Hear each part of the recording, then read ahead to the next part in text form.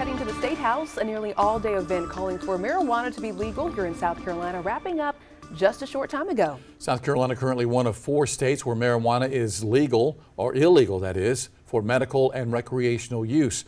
But some believe that needs to change. Our Shannon Taylor is reporting from the State House. More than half this country has moved far beyond us. Nobody's going to wait for South Carolina to be the last state to legalize. We have to do it ourselves. It's not a drug, it's a plant, and plants should not be putting people in jail. The call for action to legalize cannabis in South Carolina continues as supporters rallied at the State House for the Free the Weed prohibition. In general, South Carolina, we're just way behind. We passed this very early 1980 medical bill and just never reformed it. Other states were reforming those early bills and got better and better over time. In South Carolina, we've just done nothing.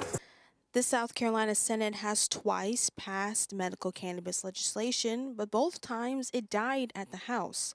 Supporters like Bob Chapman, the executive director of the South Carolina Cannabis Coalition, says the push goes far beyond recreational use, but vital for medical conditions. It's actually for legalization for medical purposes. We also are for decriminalization, which is to stop people from being arrested for small amounts of marijuana. And we're also for full legalization. One condition State Senator Billy Garrett, who voted against the legislation, understands and is in favor of.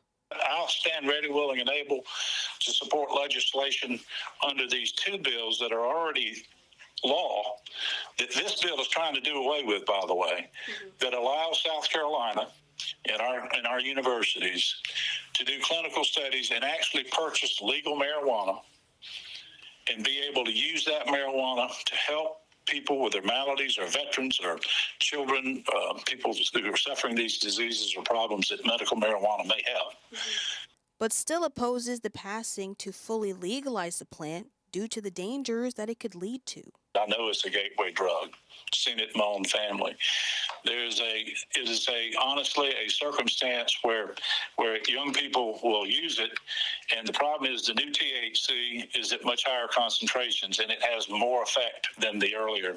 It's not the THC of Woodstock or the kind of thing that went on back in the 60s. This is material that is unbelievably strong. However, those in support for the plant think the pushback is due to lack of education and are committed to fight until South Carolina becomes the 40th fully legal state. Like, this plant comes from the earth, and South Carolina knows this. I know they're smart enough to know this, that it's a God-given plant.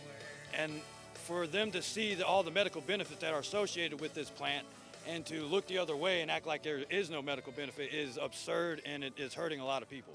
Shannon Taylor, News 19, WLTX.